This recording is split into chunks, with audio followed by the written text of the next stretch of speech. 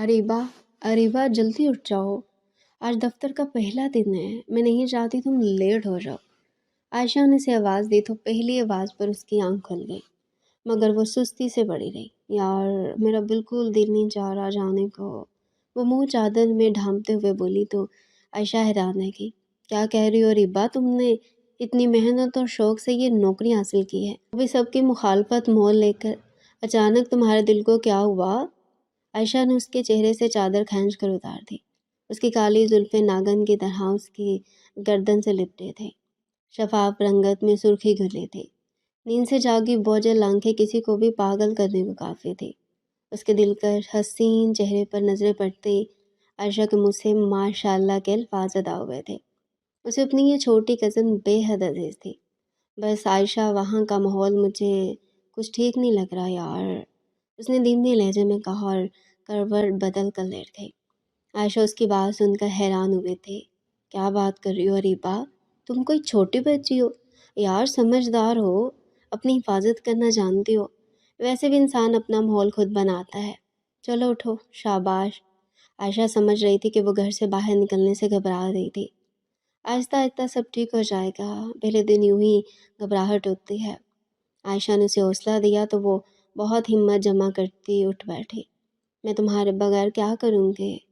उसने आयशा की जानब अपनी बाहें फैलाई तो वो उससे आ लिपटी। फिक्र मत करो, मैं फ़ोन पर तुम्हारा सर खाती रहूँगी। वैसे भी मैं कौन सा रुखसत होकर दूसरे देश जा रही हूँ। आयशा ने उससे ज़्यादा खुद को तसल्ली दी तो वो अरीबा ने उसके गाल पर ज़ोर से एक बोसा दिया और बाथरूम की जानिब फ्रेश होने चल दी। ज़हे नसीब, आज तो आपका बाकायदा तौर पर पहला दिन है। ज़ुहैब ने उसे देखते ही यहू का नारा बुलंद किया तो उसने भी ज़बरदस्ती की मुस्कुराहट चेहरे पर सजा ली। इस नौकरी के बारे में उसे उसके साथ यूनिवर्सिटी में पढ़ने वाली ज़ुहैब ने बताया था। उसके मामू किसी तौर नहीं चाहते थे कि वो नौकरी करे। वो पुराने ख्यालात के थे। ख़ानदान में हमारी कितनी सबकी लड़कियाँ होंगी कि लड़की को कमाने भेज दिया, एक भांजे का खर्चा ना उठा सके। बड़े मामू ने चश्मे के पीछे से उसे देखते हुए कहा तो उसने मदद तलब नज़रों से आयशा की जानिब देखा। उसकी यही एक खामी थी कि जहाँ उसे अपने हक में दलाल देने की नौबत आती, वो सहारे ढूंढने लगती। आयशा उसे अच्छी तरह समझाकर अपने अब्बा और चचा के सामने लाई थी। बाबा, उसके घर में दिल घबराता है जब से फूफो इस दुनिया से गई हैं। अरीबा की हालत आपके सामने है। वैसे भी आजकल हालात बहुत बदल गए हैं। अब ख़ानदान में ऐसी बातों पर एतराज़ नहीं किया जाता, बल्कि सब ख़ानदान वाले आपको और चचा को दाद देंगे कि आप लोग किस कदर रोशन ख्याल हैं। ना सिर्फ अपनी भांजी को पढ़ाया लिखाया, बल्कि उसे नौकरी की भी इजाज़त दी। और रही बात खर्चा उठाने की, तो खर्चा तो अरीबा को नौकरी के बाद भी आपने ही उठाना है। वो खर्चे के लिए थोड़ी ही नौकरी कर रही है। आयशा ने जवाब में लंबी तकरीर की तो अरीबा के दोनों मामू मुत्तफिक होते दिखाई दिए। ठीक है बेटा, जैसे तुम्हारी खुशी, पर जो भी पूछे उसको बता देना आप अपनी खुशी से नौकरी कर रही हो। बड़े मामू ने इजाज़त दी तो उसे यकीन ना हुआ। ये बात उसने पिछले कई माह से मामू के कानों में डाल दी थी, मगर इजाज़त अब जाकर मिली थी। उसके हमजवात ने अपने दफ्तर में एक खाली सीट के बारे में बताया तो अरीबा ने फ़ौरन दरख्वास्त दे दी। उसे इसी हफ्ते इंटरव्यू के लिए बुला लिया गया। वो काफ़ी घबराई हुई थी, न जाने इंटरव्यू कैसा जाएगा। मगर बॉस ने उसे देखती नौकरी पर रख ली तो वो कुछ हैरान हुई थी। मगर सर सेक्रेटरी की नौकरी के लिए मेरे कोई ख़ास तजुर्बा नहीं है, वो कुछ परेशानी से बोली थी कि वो कैसे सब संभालेगी। नहीं नहीं, तजुर्बे की कोई ख़ास ज़रूरत नहीं है, जिस किसी की ज़रूरत है ना वो है आपके पास। बॉस ने उसके चेहरे का तवाफ़ करते हुए कहा तो वो घबरा गई और जल्दी से उठकर दफ्तर से बाहर निकल गई। अम्मा, मेरी प्यारी अम्मा, मैं समन की सालगिरह में चले जाऊँ? अरीबा ने माँ की मिन्नत की तो वो खामोशी से उसका चेहरा देखने लगी। अरीबा बच्चे, क्या करोगे तुम जाकर? मैं नहीं चाहती तुम बिला वजह घर से बाहर निकलो। अम्मा, मैं जल्दी वापस आ जाऊँगी, पक्का वादा। वो इस वक्त कॉलेज में थी जब अपनी अम्मा से अपनी सहेली की सालगिरह में जाने को इजाज़त तलब कर रही थी। उसकी माँ के दिलो दिमाग में न जाने कौन से ख़दशात मौजूद थे जो वो अरीबा को कहीं ना जाने देती। अच्छा चली जाओ, मगर जल्दी लौट आना, वहाँ किसी से ज़्यादा बात करने की ज़रूरत नहीं। माँ ने उसकी ज़िद देखते हुए चारों ना चार उससे नसीहत की तो वो खुश हो गई। اماں بھلا میں کب کسی سے زیادہ بات کرتی ہوں؟ وہ خوشی خوشی سالگرہ میں جانے کی تیاری کرنے لگے۔ اس کی سہیلی نے کیا شاندار پارٹی رکھی تھی۔ وہ بڑے اونچے گھرانے سے تعلق رکھتی تھی۔ اریبہ حیرت سے گھوم پھر کر ہر جگہ کا جائزہ لے کر ایک ایک سجاوٹ کو غور سے دیکھ رہی تھی۔ یہاں آئے گئے مہمانوں میں سے وہ کسی کو بھی نہیں جانتی تھی۔ کالج میں سے ایک محض ہوئی تھی جسے اس کی سہیلی نے خاص طور پر مدعو کیا تھا۔ سنو بیٹا، آپ کا نام کیا ہے؟ ایک انکل نے اسے مخاطب کر کے پوچھا تو وہ گھبرا گئی۔ اماں نے سختی سے منع کیا کہ کسی سے بات نہیں کرنی۔ بیٹا، آپ کے والد کا نام مشتاق ہے؟ انکل نے اسے دوبارہ مخاطب کیا۔ اب کی بار اس کا دل اچھل کر حلق میں آ گیا۔ بھلا یہ اجنبی اس کے باپ کا نام کیسے جانتا تھا؟ اس نے اس آدمی کے پیچھے کھڑے نوجوان پر نظر ڈالتے تھوک نکلا، وہاں سے دوڑ لگا دی، جبکہ وہ پیچھے سے اسے آوازیں دیتے رہ گئے۔ اریبہ نے جب سے ہوش سنبھالا اپنے آپ کو ماموں کے ٹھکانے پر پایا۔ اس کے دو ماموں تھے جو دونوں ہی سخت طبیعت کے مالک تھے۔ اریبہ کو ان کے بہت ڈر لگا تھا۔ بڑے ماموں کے 2 بیٹے جبکہ چھوٹے ماموں کی 3 بیٹیاں تھیں۔ اریبہ اپنے باپ کے بارے میں کچھ نہیں جانتی تھی۔ اس کی ماں نے اسے بہت کچھ چھپا رکھا تھا۔ وہ اکثر ممانیوں کو باتیں کرتے ہوئے سن لیتی جو اس کی ماں اور اس کے سسرال کے بارے میں ذکر کرتی۔ اریبہ کو دیکھ کر خاموشی اختیار کر لیتی یا بات بدل دیتی تو اسے بہت عجیب لگتا۔ اریبہ کو ہلکی سی کچھ پریشانیاں یاد تھی کہ وہ پہلے کسی اور جگہ رہا کرتی تھی۔ اس کا مطلب یہ تھا کہ جب اس کی اماں نے ماموں کے گھر آنے کا فیصلہ لیا تب وہ اتنی چھوٹی بھی نہیں تھی۔ البتہ اسے ماموں کے گھر آنے کے بعد کی تمام باتیں یاد تھی کہ کیسے اماں اسے اور نانی کو باقاعدہ گھر کے کسی کونے یا کمرے میں چھپا دیا کرتی جب بھی کبھی دروازے پر دستک ہوتی۔ اس کے ماموں ہر بار کیسے عدالت کے چکر لگایا کرتے اور کئی دفعہ وہ اریبہ کو بھی ساتھ لے جاتے، جہاں سبز آنکھوں کا ایک آدمی اریبہ کو پیار سے اشارے سے اپنے پاس بلایا کرتا، مگر ماموں یا نانی میں سے جو بھی ساتھ ہوتا اس نے اریبہ کا ہاتھ اس زور سے پکڑا ہوتا کہ اریبہ کا دھیان اس آدمی سے زیادہ اپنے ہاتھ کی جانب ہوتا۔ اور جب کبھی اماں ساتھ ہوتی تو وہ تو اریبہ کو باقاعدہ طور پر گود میں اٹھا کر دوپٹے کے پلو سے اس کے چہرے تک کو ڈھانپتے تھے۔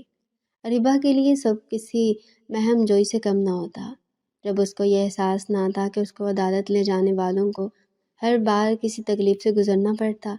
جیسے جیسے وہ بڑی ہوتی گئی اس کے وہاں جانے کے دوروں میں کمی آتی گئی۔ ایک بار اماں اسے بہت سمجھا بجھا کر لے گئیں کہ اس نے کیا الفاظ ادا کرنے ہیں۔ جب اسے پوچھا گیا کہ وہ ماں کے پاس رہنا چاہتی ہے کہ باپ کے پاس، تب اس نے حیرت سے نظر اٹھا کر سامنے موجود سبز آنکھوں والے شخص کی جانب دیکھا تھا، جو اسی کے چہرے پر نظریں گاڑے اس کے فیصلے کا منتظر تھا۔ وہ اتنی بڑی تو تھی کہ اسے باپ کا مطلب معلوم ہو سکے۔ کمال کی بات یہ تھی کہ اماں نے اسے کبھی یہ بتایا ہی نہیں تھا کہ وہ عدالت میں کس آدمی کو دیکھتی تھی۔ اس کا باپ تھا۔ اریبہ کی حالت عجیب تھی۔ وہ سبز آنکھیں تو بالکل اس کی آنکھوں سے مماثلت کھاتے۔ اس کے ننیال میں ماں سمیت کسی کی آنکھیں ایسی نہیں تھی جیسے اریبہ کی۔ وہ حیرت سے بت بنی کھڑی تھی۔ اس کے ارد گرد کا منظر دھندلا گیا تھا۔ محض کمرہ عدالت میں اریبہ موجود تھی اور ہر سو وہ سبز آنکھیں جس کی تپش اسے پگھلائے دے رہی تھی۔ اریبہ، اس کی نانی نے اس کا کندھا ہلایا۔ جواب دو۔ انہوں نے زبان سے صرف اتنا کہا، مگر نانی کی نظریں اسے صاف صاف کہہ رہی تھی کہ بول دو تم ماں کے پاس رہنا چاہتی ہو۔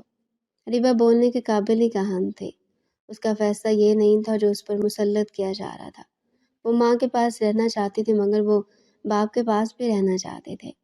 اس کے ماموں کیسے اپنے بچوں کو پیار کرتے اور بچے سارا دن اپنے باپ کا دفتر سے آنے کا انتظار کرتے اور دن بھر کی رپورٹ ان کے گوش گزار کرتے۔ یہ سب اریبہ ہی کرنا چاہتی تھی۔ ایسا نہیں تھا وہ اریبہ کو پیار نہیں کرتے۔ وہ جو چیز اپنے بچوں کے لیے لاتے ویسی ہی اریبہ کے لیے لاتے۔ اس کے بھی سر پر ہاتھ رکھتے، اسے بھی سارے دن کی رودات پوچھتے، مگر آج سے پہلے اریبہ کو محسوس نہیں ہوا تھا کہ وہ ہمدردی میں کرتے تھے۔ اس کا باپ موجود نہیں تو وہ محسوس نہ کرے، باپ کی جگہ لے تو وہ نہیں سکتے تھے۔ بیٹا، آپ میری بات سن رہی ہو؟ آپ نے اپنی مرضی کا فیصلہ کرنا ہے اور کسی ایک کے بارے میں بتانا ہے۔ آپ جس کے ساتھ بھی رہنا چاہو۔ سامنے بیٹھے انکل نے جسے سب جج صاحب کہہ رہے تھے اریبہ کو مخاطب کیا۔ وہ ایک لفظ بولنا اریبہ کے لیے کتنا مشکل تھا جو وہی جانتی تھی۔ اماں، اس نے سبز آنکھوں والے اپنے باپ کے چہرے پر نظر جما کر اماں بولا۔ اس کی نانی نے جھٹ اسے بازو سے پکڑ کر اپنے قریب کیا اور گلے لگا لیا، جبکہ بابا کے الفاظ اس کے لبوں میں لٹکے رہ گئے۔ اس دن کے بعد سے اسے عدالت نہ جانا پڑا۔ اس نے ماں کے حق میں فیصلہ دیکھ کر اماں کی مشکل آسان کر دی تھی، مگر اپنے آپ کو مشکل میں ڈال دیا تھا۔ اتنی چھوٹی سی عمر میں کیا گیا فیصلہ نہ جانے ٹھیک بھی تھا کہ نہیں۔ اس کے فیصلے کا اندازہ شاید اس کے باپ کو پہلے سے ہی تھا، کیونکہ اس کے چہرے پر پہلے ہی امید سے زیادہ نا امیدی چھائی تھی۔ مگر پھر بھی جو دکھ اس کے چہرے پر ابھرا تھا وہ چھوٹی سی اریبہ پہچان گئی تھی۔ وہ لمحے اس کی زندگی کی یادیں بن کر اس کے دل و دماغ سے چپک کر رہ گئے تھے۔ جب کبھی ماموں نانی اس سے ایک بیٹھ کر کوئی سوال کرتے اسے گھبراہٹ شروع ہو جاتی۔ عدالت کا وہ منظر جو اب اس کی یادوں میں کہیں دھندلایا پڑا تھا اس کے سامنے چلا تھا۔ اسے کچھ سمجھ نہ آتا اور وہ بولنے کے قابل نہ رہتی۔ شاید وہ یہ چاہتی تھی کہ وہ منظر واپس پلٹ آئے۔ وہ جج کو کوئی بھی فیصلہ دینے سے پہلے بھاگ کر اپنے باپ کے پاس چلی جائے، اس سے 2-4 اہم سوال پوچھے اور اس سے ایک ڈیل کر لے۔ میں آپ کے ساتھ جانے کو تیار ہوں، بس میری ایک شرط ہے۔ اماں کو بھی ساتھ لے چلتے ہیں، مگر ایسا کبھی نہ ہوتا۔ گزرا وقت واپس نہیں پلٹتا۔ اس نے اماں سے کئی بار اپنے باپ کے بارے میں جاننے کی کوشش کی، مگر اماں نے کبھی تسلی بخش جواب نہ دیا۔ کیا فائدہ تکلیفوں کے دنوں کو یاد کرنے کا اریبہ، بس تم میرے ساتھ تو اس بات پر خوش رہا کرو۔ وہ اسے سمجھاتی پر وہ سمجھ نہ پاتی۔ وہ خوش تھی پر زندگی میں کمی سی تھی، اس کی شخصیت میں کمی تھی۔ وہ اپنے باقی کزنز کی طرح نہ تو پر اعتماد تھی اور نہ ہی چست و توانا۔ خاموشی اس کے ہونٹوں سے چپک گئی تھی۔ وہ نہ باقی لڑکیوں کی طرح گھر میں چہکتی پھرتی، نہ وہ اماں کے کندھے سے لٹک کر کوئی فرمائش کرتی۔ اسے معلوم تھا اماں اور نانی اسے باہر جانے سے منع کر دیں گے۔ گھر کے باقی افراد اپنی مرضی سے گھر سے باہر شادی بیاہ اور ہر تقریب میں جاتے، مگر نہ تو اس کی اماں جاتی اور نہ ہی نانی۔ وہ دونوں گھر میں اریبہ کے ساتھ ہی رکی رہتی۔ اسے نہیں معلوم تھا اماں خود کو سزا دے رہی تھی، اریبہ کو یا اس کے باپ کو۔ رفتہ رفتہ اسے گھر میں رہنے کی عادت پڑ گئی۔ اب اس کا دل خود ہی گھر سے باہر نکلنے کو نہ چاہتا۔ اسے باہر جانے سے گھبراہٹ ہوتی۔ ماں اور نانی جیسے اسے کونوں میں چھپا دیا کرتے تھے، اب وہ خود کونے خدروں میں چھپی رہتی۔ وہ سب سے ملنے سے گھبرایا کرتی۔ اس کی ممانیوں سمیت گھر میں کسی سے دوستی نہیں تھی سوائے عائشہ کے۔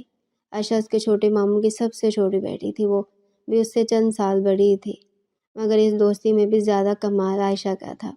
اس کی ڈھال بنی رہتی۔ اریبہ کے دل میں جو بات ہوتی وہ عائشہ کے لبوں پر ہوتی۔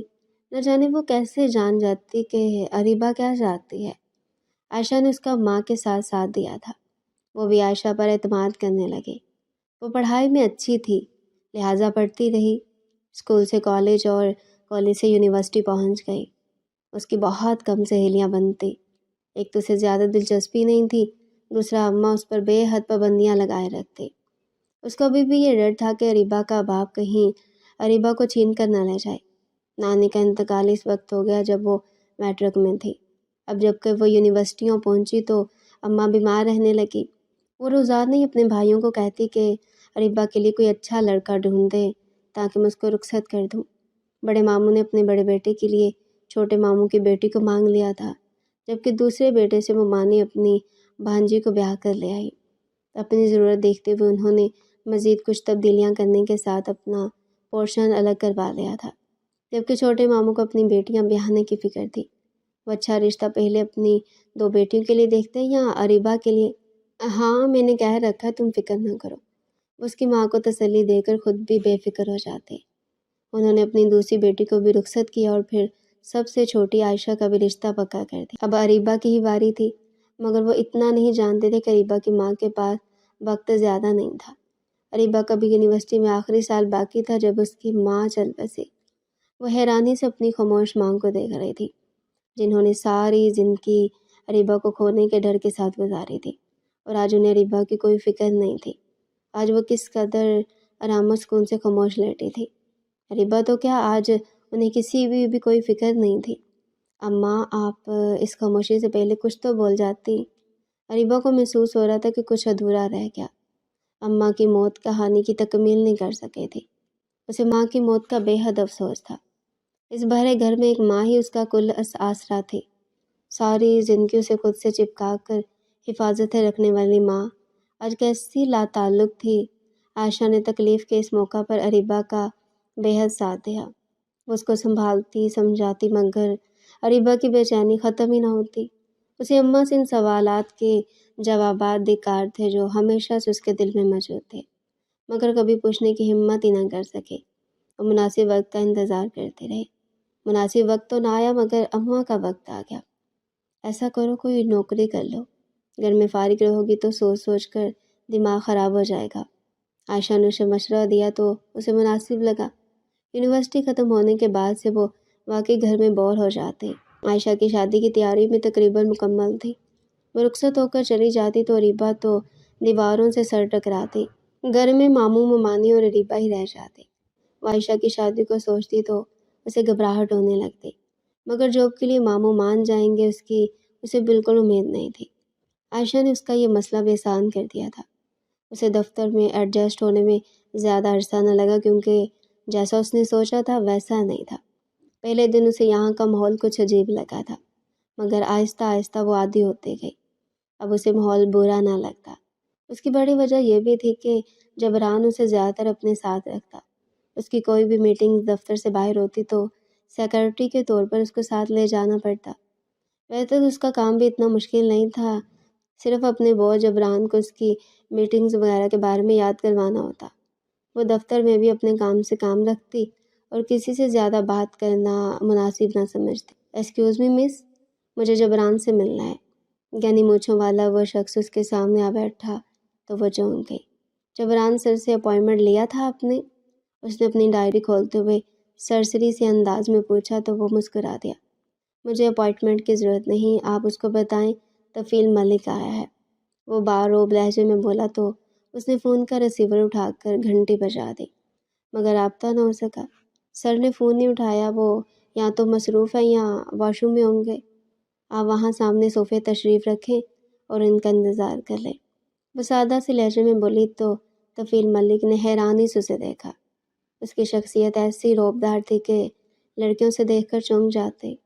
وہ جس بھی دفتر میں میٹنگ کے سلسلے میں جاتا وہاں کے ورکر سر سر کرتے، اس کے آگے پیچھے پھرتے، جبکہ اس لڑکی نے تو چہرے پر مسکراہٹ سجائی تھی اور نہ ہی اس تمام گفتگو میں اسے ایک بار سر کہہ کر مخاطب کیا تھا، جبکہ اسے اپنے سامنے سے اٹھ کر پیچھے پڑے صوفے پر بیٹھنے کا حکم سنا رہے تھے۔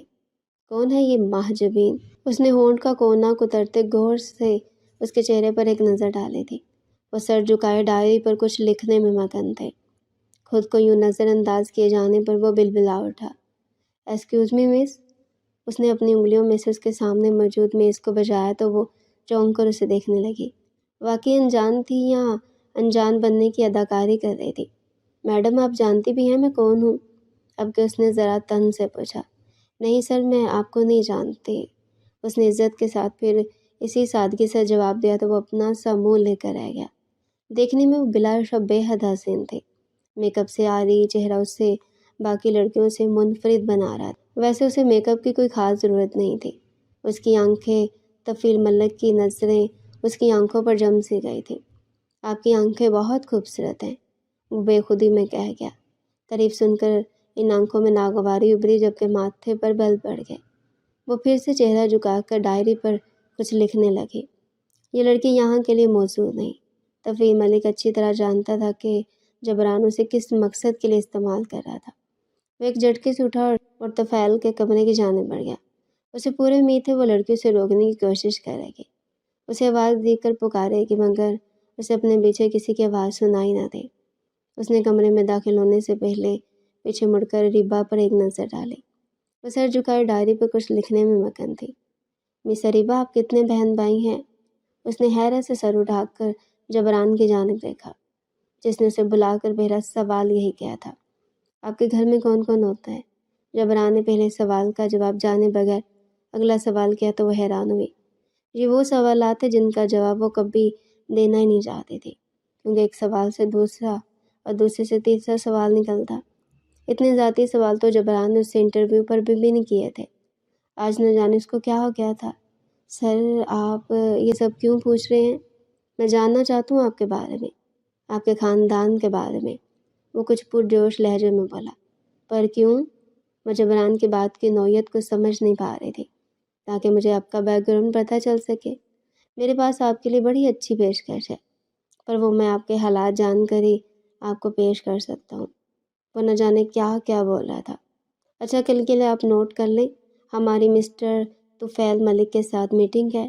اسے ہدایت دیتا خود اٹھ کر چل دیا۔ وہ دفتر سے باہر نکل تو شام کا اندھیرا پھیل چکا تھا۔ آج اسے کچھ دیر ہو گئی تھی۔ جبران نے دنیا جہاں کے سارے کام آج نمٹانے تھے۔ آج اس نے مختلف سٹاف ممبر کے ساتھ 3 میٹنگز رکھی، جس کی وجہ سے سب ورکرز کو دیر ہو گئی۔ وہ دوپٹہ سر پر ڈال لے، کندھے پر بیگ لٹکائے عمارت سے باہر نکلی اور بس اسٹینڈ کی جانب چل دی۔ اسے اپنے پیچھے گاڑی کے ہارن کی آواز سنائی دی تو وہ رک گئی۔ طفیل ملک گاڑی کی کھڑکی سے جانتے اس کی جانب متوجہ ہوا تھا۔ آ جائیں، میں آپ کو چھوڑ دیتا ہوں۔ اسے دیکھ کر مسکرایا تو وہ بیزار ہوئی۔ اسے یہ آدمی بالکل بھی پسند نہیں آیا تھا۔ نہ جانے اس کا رویہ کچھ عجیب سا تھا۔ وہ بہت غور سے اریبہ کی جانب دیکھتا۔ وہ اپنے کام میں متوجہ ہوتے ہوئے بھی اس کی نظروں کی تپش اپنے چہرے پر محسوس کرتی۔ میں چلی جاؤں گی، آپ زحمت نہ کریں، اسے کہتے آگے بڑھ گئی۔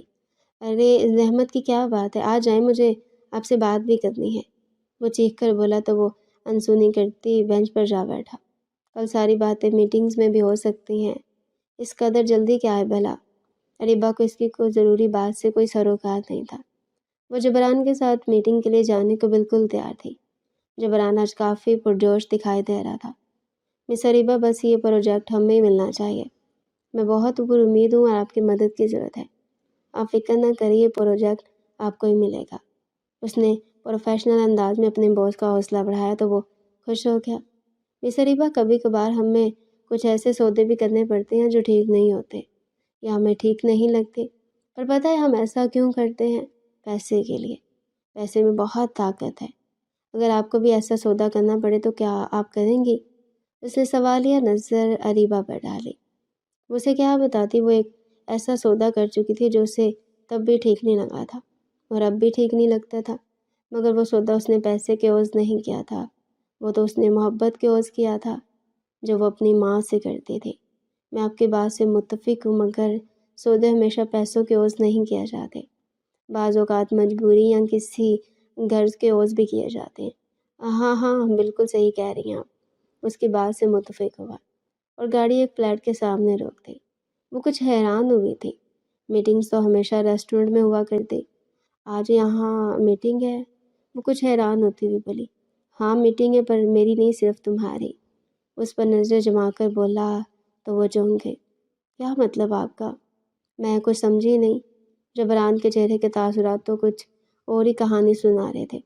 دیکھو، میں تمہیں اس کے بدلے منہ مانگی رقم دوں گا، دفتر میں ترقی بھی ملے گی، بس تم یہ پروجیکٹ دلوانے میں میری مدد کر دو، وہ منت بھرے انداز میں بولا۔ کیسی مدد؟ وہ بھنویں اچکا کر پوچھنے لگے۔ تمہیں مسٹر طفیل کو خوش کرنا ہے، اس نے تمہاری ڈیمانڈ رکھی ہے۔ آپ کا دماغ تو ٹھیک ہے؟ یہ کیسی باتیں کر رہے ہیں آپ؟ وہ حیرانی سے پوچھنے لگی۔ آپ کو اچھی طرح اندازہ ہے کہ میں اس قسم کی لڑکی نہیں، ان کاموں کے لیے آپ انہی لڑکیوں کا استعمال کریں جن کا آپ پہلے کرتے آئے ہیں۔ وہ اچھی طرح جانتی تھی دفتر کی کچھ ماڈرن لڑکیاں جو کچھ خاص موقع پر جبران کے ہمراہ جاتی تو وہ اس کو پروجیکٹ دلوانے میں کس طرح مدد کرتی تھی۔ ہاں، مگر طفیل نے صرف تمہارا نام لیا، تم شاید اسے پسند آ گئی ہو، بہت اونچی پارٹی ہے، تمہارا بھی فائدہ ہے اس میں، تم اپنے مستقبل کے لیے اپنی راہ ہموار کر سکتے ہو۔ اس نے بھنویں اچکا کر اریبہ کو مشورہ دیا تو اس کا دل جل کر رہ گیا۔ ایسا ممکن نہیں، میں یہ سب کرنے والے نہیں، اس نے صاف انکار کیا۔ میں تمہیں منہ مانگی قیمت ادا کرنے کو تیار ہوں۔ جبران نے ہمت نہ ہاری۔ مجھے پیسے نہیں چاہیے، میں یہ گھٹیا کام نہیں کر سکتے، اریبہ غصے سے کہتے وہاں سے جانے لگی جب جبران نے اسے فلیٹ کے کمرے میں دھکا دیا۔ میری سالوں کی محنت ہے اس پروجیکٹ پر، لیکن مسٹر طفیل کو تم پسند آ گئے ہو، صرف ایک ہفتے ان کا دل بہلا لو، میں تمہیں پیسوں میں تول دوں گا، پر اگر تم نہیں مانی تو یہ پروجیکٹ مجھ سے چھن جائے گا۔ جبران کی بات پر اریبہ بے یقینی سے دیکھنے لگی۔ وہ اس کی سیکرٹری تھی، پر وہ کون ہوتا ہے اس کی عزت کا سودا کرنے والا؟ وہ بنا کچھ بولے وہاں سے جانے لگی جب طفیل ملک کمرے میں داخل ہوا اور جبران کو باہر جانے کا اشارہ کیا۔ اس سے پہلے ریبا وہاں سے بھاگتی جبران کے جاتے ہی طفیل نے کمرے کا دروازہ بند کر لیا۔ میری بات سنو ریبا، بیٹھ جاؤ، مجھے تم سے بہت ضروری بات کرنی ہے، مسٹر طفیل نے دھیمے لہجے میں کہا تو ریبا نے اسے حیران نظروں سے دیکھا۔ میں نے آپ کو کل بھی بتایا تھا کہ مجھے آپ کی ضروری بات میں کوئی دلچسپی نہیں، وہ غصے میں دان چبا کر بولے۔ دیکھو ریبا، ایک بار بات سن لو، میں یہ سب نہیں کرنا چاہتا تھا مگر تم سے بات کرنے کا اور کوئی طریقہ سمجھ ہی نہ آیا۔ جبران کو بھی یہی کیا تھا کہ ریبا سے اکیلے میں بات کرنا چاہتا ہوں، نہ جانے کیا سمجھا۔ ویسے ہی جبران صحیح آدمی نہیں، وہ بولا تو بولتا چلا گیا۔ ایسی کون سی ضروری بات تھی جو صرف یہاں بند کمرے میں کی جا سکتی ہے؟ ریبا نے طنزیہ لہجے میں پوچھا۔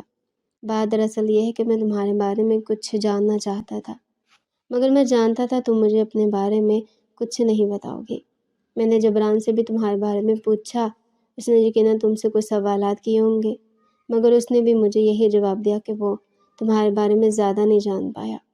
میں نے تمہیں پہلی بار بہت پہلے ایک سالگرہ میں دیکھا تھا، اور جب میرے بابا نے تم سے بات کرنے کی کوشش کی تو تم وہاں سے بھاگ گئی تھی۔ طفیل نے پرانی بات کا حوالہ دیا تو ریبا چونک گئی۔ دراصل تمہاری سبز آنکھیں بالکل اپنے بابا جیسے ہیں، اور شکل و صورت میں تم ہو بہو اپنی دادی جیسی۔ طفیل کی بات سن کر وہ چونک گئی۔ سبز آنکھیں؟ اس نے زیر لب دہرایا۔ اس کے ذہن میں اس کے باپ کی وہ سبز رنجیدہ آنکھیں ابھری تھیں جو اس نے عدالت کے کمرے میں پہلی اور آخری بار دیکھی تھی۔ اپنے باپ کے بارے میں اسے بس اتنا ہی معلوم تھا کہ ان کی آنکھیں سبز تھیں جو اس کی اپنی آنکھوں جیسی تھی، مگر سامنے کھڑا وہ نوجوان کون تھا جو اسے اس کے باپ اور دادی کے بارے میں بتا رہا تھا؟ ریبا کو یوں ہی ساکت سوچوں میں گم کھڑے دیکھ کر طفیل نے صوفے کی طرف اشارہ کر کے بیٹھنے کو کہا تو وہ چپ چاپ بیٹھ گئی۔ وہ تو ابھی تک اس لمحے میں کہتی جب سبز آنکھیں اس کے دماغ سے چپک کر رہ گئی تھی۔ وہ ہمیشہ سے اپنے باپ کے بارے میں جاننا چاہتی تھی، لہٰذا اس نے طفیل کو بولنے کا موقع دیا اور اس کے چہرے کی جانب غور سے دیکھنے لگی۔ ہم برسوں سے تمہاری تلاش میں ہیں۔ جب میں نے تمہیں پہلی بار دیکھا تو مجھے اتنا احساس نہ ہوا، مگر تمہارے چہرے پر غور کرنے سے مجھے معلوم ہوا کہ تم تو بہت دادی سے ملتے جلتے ہو۔ ان کے چہرے کے خد و خال بالکل تمہارے جیسے تھے۔ میں تمہیں دوسرے لمحے میں پہچان گیا تھا، اور پھر تمہارے نام نے اس بات کی تصدیق کر دی کہ تم ہی تایا بشارت کی بیٹی ریبا بشارت ہو۔ تمہارے بابا تم سے ملنے کے لیے بہت تڑپ رہے ہیں، مگر تائی اماں یعنی تمہاری والدہ نہیں چاہتی کہ تم اپنے باپ سے ملو یا تمہاری زندگی میں ان کا کوئی عمل دخل ہو۔ اس لیے میں چاہتا ہوں کہ میں تم سے خفیہ ملاقات کروں۔ مجھے اس بات کا ڈر تھا کہ میں نے اگر دفتر میں تم سے یہ بات کی تو کہیں تم دفتر کی نوکری چھوڑ کر پھر سے غائب نہ ہو جاؤ۔ ریبا چپ چاپ اسے سن رہی تھی۔ وہ سچ کہہ رہا تھا۔ اس کی ماں نے کبھی نہیں چاہا تھا کہ وہ اپنے باپ سے میل ملاقات کرے۔ تبھی عدالت کے فیصلے کے بعد جس میں انہوں نے ریبا کو ہمیشہ کے لیے اپنی ماں کو سونپا تھا، اس کے ماموں اور نانی ہمیشہ کے لیے وہ گھر چھوڑ کر اسی شہر کے دوسرے کونے میں منتقل ہو گئے تھے تاکہ ریبا کے باپ کو کبھی بھی ان کے گھر کا پتہ معلوم نہ ہو سکے۔ کیا تم اپنی والدہ کو بتائے بغیر میرے تایا اور اپنے والد سے ملنے کے لیے چل سکتی ہو؟ طفیل نے اسے درخواست کی تو اس کا دل دھڑک اٹھا۔ کیا وہ اپنے باپ سے مل سکتی تھی؟ اس کا دل بے حد بے چین تھا۔ اسے اماں کی وہ تمام ہدایات حرف بحرف یاد تھی جو وہ اسے گھر سے نکلنے سے پہلے کیا کرتی۔ اماں اس دنیا میں نہیں رہی تھی، مگر وہ تو ابھی تک ان کی نصیحتوں سے جڑی تھی۔ اس نے ایک دم ذہن جھٹکا۔ اماں میں تو ہمیشہ سے بابا سے ملنا چاہتی تھی۔ میں آپ کو کبھی کہہ نہ پائی، مگر یہی میرے دل کی سب سے بڑی خواہش تھی۔ میں ہر روز خواب میں دیکھتی تھی کہ کوئی سبز آنکھوں والا شخص مجھ سے ملنے آیا ہے۔ وہ دل ہی دل میں اپنی ماں سے مخاطب تھی۔ طفیل خاموشی سے اس کے سامنے بیٹھا اس کے فیصلے کا منتظر تھا۔ وہ ایک بار تو اپنے باپ سے ملنا چاہتی تھی، کہاں ہے وہ؟ ریبا نے ساری گفتگو میں کوئی دوسرا جملہ بولا تھا۔ زیادہ دور نہیں، میں آپ کو لے چلتا ہوں، وہ خوش ہوتے ہوئے بولا تو ریبا اپنی جگہ سے اٹھ کھڑے ہوئی۔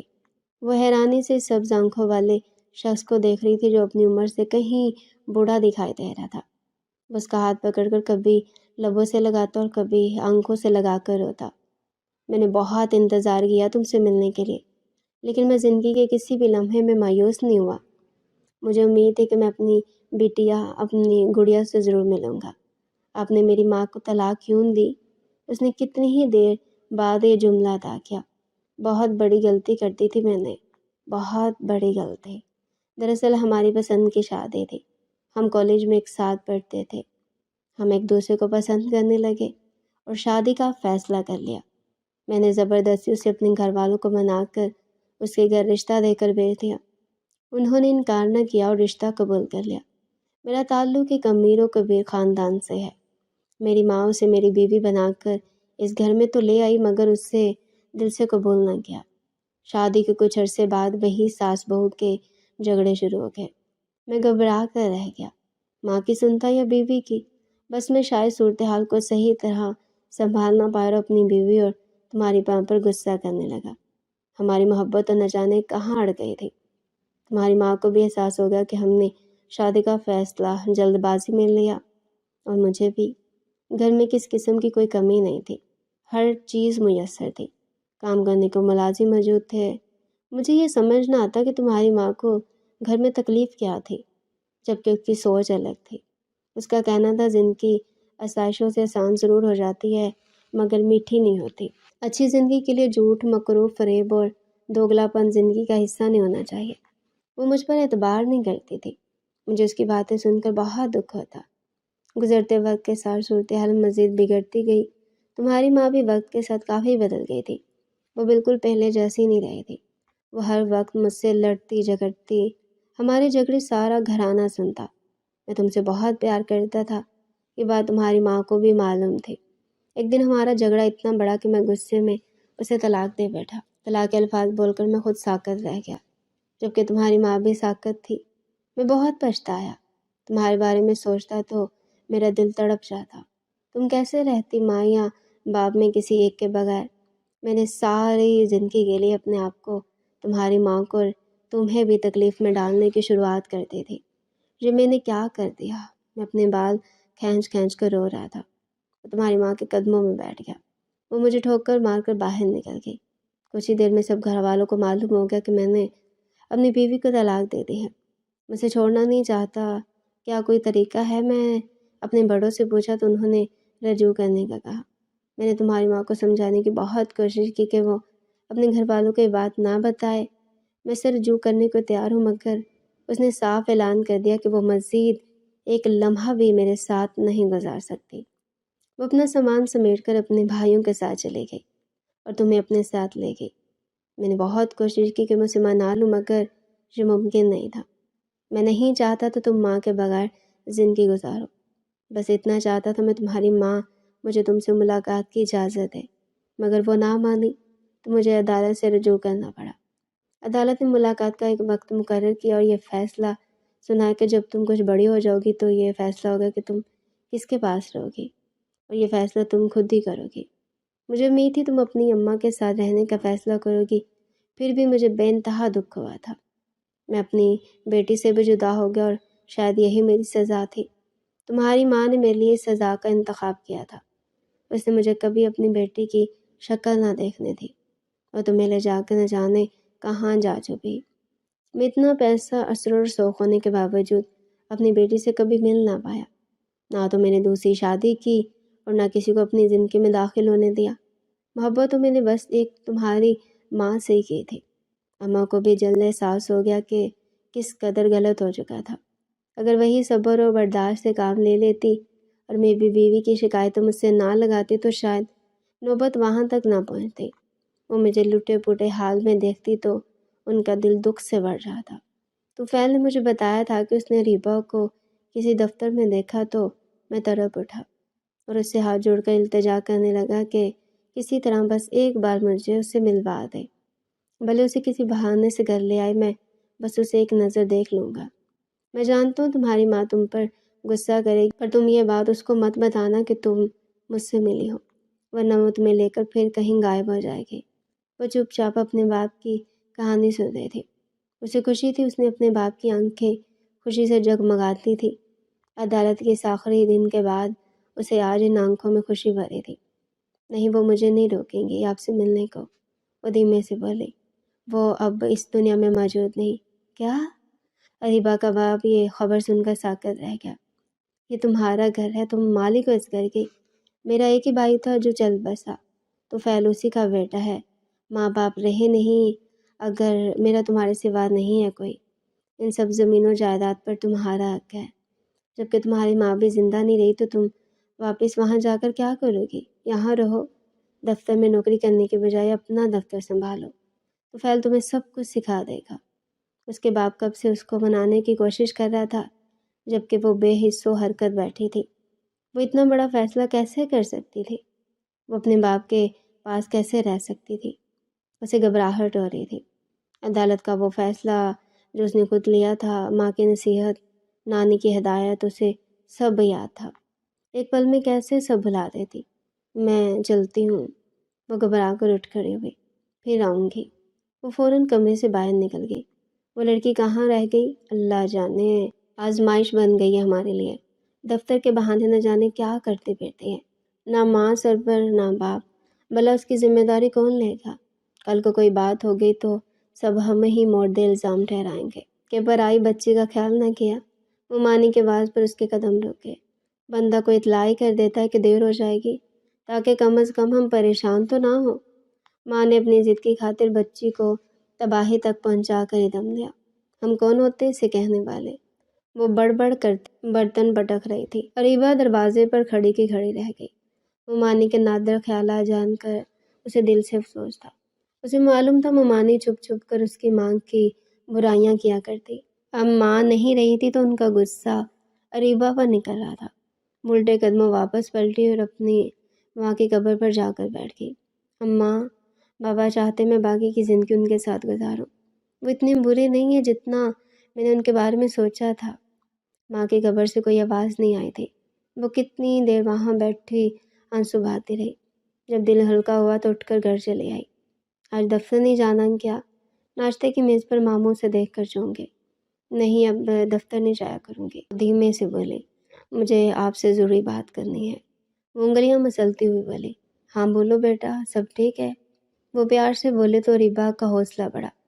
عائشہ بھی رخصت ہو کر جا چکی تھی، وگرنہ وہ اس سے ہی مدد مانگ لیتی۔ میری ملاقات اپنے باپ سے ہوئی ہے، وہ ہمت کرتے بولی تو ماموں ممانی دونوں چونکے۔ کب، کہاں، کیسے؟ ماموں نے حیرانی سے سوال کیا تو اس نے تفصیل بتا دی۔ وہ چاہتے میں باقی کی زندگی ان کے ساتھ گزاروں۔ تم کیا چاہتی ہو؟ ماموں نے اسے سوال کیا تو وہ چپ ہو گئی۔ وہ کیا چاہتی ہے یہ سوال اس سے آج تک نہیں پوچھا تھا۔ اس میں فیصلہ لینے کی قوت ہے کب تھی؟ وہ سوچ میں ڈوبی تھی۔ اسے یہ سوال پہلے خود سے کرنا چاہیے تھا کہ وہ کیا چاہتی تھی۔ میں بھی وہاں رہنا چاہتی ہوں، اس نے کافی سوچ کر دھیمے سے جواب دیا۔ دیکھو بیٹا، وہ تمہارے والد ہے، اگر تم باقی کی زندگی ان کے ساتھ گزارنا چاہتی ہو تو تمہیں اس بات پر شرمندہ ہونے کی کوئی ضرورت نہیں۔ ان کا اور تمہارا دونوں کا حق ہے یہ۔ ماضی کے معاملات ماضی کے ساتھ دفن کر دینے ہی بہتر ہوتے ہیں۔ ویسے جو بھی معاملات طے تھے وہ تمہاری ماں اور باپ کے درمیان تھے۔ تم بلا وجہ ہی ماری گئی تھی۔ تمہاری ماں کے ساتھ سب جھگڑے بھی ختم ہو گئے۔ تمہیں بھی اپنی مرضی کی زندگی گزارنے کا پورا حق ہے۔ اپنی بے رونق زندگی میں رنگ بھرنے کا اگر کوئی موقع مل رہا ہے تو اس کا فائدہ اٹھاؤ۔ میں نے تمہاری ماں سے ہمیشہ یہی بات کہی کہ اس بات میں کوئی اختلاف نہیں کہ اریبہ کا باپ اریبہ سے بہت پیار کرتا تھا۔ اسے اپنی بیٹی سے ملنے کے حق سے محروم نہیں کرنا چاہیے تھا۔ بس ہماری ضد، انا، حالات اور صورتحال ہم سے وہ کام کروا دیتے ہیں جو ہم کرنا نہیں چاہتے۔ ماموں نے تفصیل سے اسے سمجھایا۔ اس کی بے رونق زندگی میں رنگ بھر جانا تو ممکن نہیں تھا۔ وہ ماضی کا ادھورا پن چاہ کر بھی نہ بھلا سکتے تھے۔ وہ تو بس اپنے باغ کی تکلیف کم کرنے کا ارادہ رکھتے تھے۔ اگر اس کی وہاں موجودگی سے اس کے باپ کو سکون ملتا تو وہ بھی خوش ہو جاتے۔ پھر وہ شکوہ کرتی، سبز آنکھیں خوشی سے مسکراتی آنکھوں میں بدل جاتی۔ وہ تو بس ان شکوہ کو نہ آنکھوں سے پیچھا چھڑوانا چاہتے تھے، اپنے اس فیصلے کا مداوع کرنا چاہتے تھے جس نے بھری عدالت میں یہ کہہ کر کیا تھا کہ وہ اماں کے ساتھ رہنا چاہتے ہیں۔ وہ سمندر کنارے اپنے باپ کے ہمراہ بیٹھی تھی۔ اس کے باپ نے اسے ساری شہر کی سیر کروا دی تھی۔ میں بچپن میں بھی تمہیں یہاں لایا کرتا تھا، تم بہت چھوٹی تھی، مگر جب بھی ہم یہاں آتے تم بے انتہا خوش ہو جاتے۔ یہ تمہاری ماں کی بھی پسندیدہ جگہ تھی، تم دونوں کے بعد میں کبھی یہاں نہیں آیا۔ میں چاہتا ہوں میں تمہارے ساتھ اب ہر اس جگہ جاؤں جہاں تمہیں بچپن میں لے جاتا تھا، اور پھر کبھی کبھار تمہاری یادوں کو محسوس کرنے اکیلا چلا جایا کرتا۔ مجھے لگتا ہے تم ابھی بھی وہی چھوٹی سی اریبہ ہو جو اپنی توتلی زبان میں نئے الفاظ بولنے کی کوشش کرتی۔ وہ چپ چاپ اپنے باپ کو سنتی رہتی۔ اس کے باپ کو معلوم ہو گیا تھا کہ بہت کم گو تھی۔ اریبہ طفیل تم سے شادی کو خواہش مند ہے، اور یقین جانو میرا بھی تمہیں رخصت کرنے کا، گھر سے دور بھیجنے کا حوصلہ نہیں ہے۔ میں گارنٹی دیتا ہوں طفیل بالکل میری طرح نہیں، وہ بہت سوچ سمجھ کر فیصلہ کرتا ہے۔ تو نہ تو وہ غصے کا تیز ہے اور نہ جذباتی۔ باپ کی بات کہہ کر وہ چونک گئی۔ طفیل واقعی اچھا انسان تھا، اتنا تو وہ لوگوں کو جانچ لیا کرتی۔ وہ اب بھی پرشوق نظر سے ریبا کا جائزہ لیا کرتا۔ اس کی شخصیت بھی متاثر کن تھی۔ ویسے بھی ریبا اس کی احسان مند تھی، کیونکہ اس نے ریبا کو اپنے باپ سے ملوایا تھا۔ طفیل کا چہرہ اس کی نظروں کے سامنے پھر گیا تو اس کے چہرے پر مسکراہٹ سر گئی۔ اس کا دل انوکھے انداز سے دھڑکا تھا۔ وہ حیران ہوئی، اس کو تو لگتا تھا کہ کوسے قزاق کے رنگ کبھی اس کی زندگی میں نہیں پھیلیں گے، مگر اس بار اس کی سوچ کتنی جلدی غلط ثابت ہو گئی تھی۔ دھنا کی پوری واضح لہر اس کے وجود سے لپٹ گئی تھی۔ وہ یہ جذبہ پورے دل سے محسوس کرنا چاہتی تھی، لہٰذا اس نے باپ کے کندھے سے سر ٹکا کر آنکھیں موند لی۔ وہ گیلی مٹی پر ننگے پاؤں چلتی جا رہی تھی۔